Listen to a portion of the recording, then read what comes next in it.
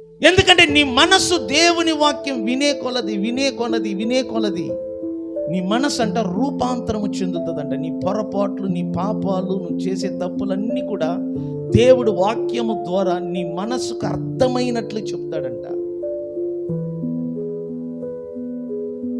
Focus ఉండాల దేవుని వాక్యం వింటున్నప్పుడు, పూర్తిగా ధ్యాస ఉండాల దేవుని వాక్యం వింటున్నప్పుడు. ఎందుకంటే దేవుడు నీ మనసుతో మాట్లాడుతున్నాడు, దేవుడు నీ హృదయముతో మాట్లాడుతున్నాడు, దేవుడు నీ ఆత్మతో మాట్లాడుతున్నాడు, నీ చెవుతో కాదు. ఈ మాటలు నీ చెవులలో దూరి నీ మనసును బాగు చేస్తుందంట. నీ మనసులోని చెడు ఆలోచనలు బాగు చేస్తుందంట. నీ మనసులో ఉన్న దురాలోచనలను బాగు చేస్తుందంట.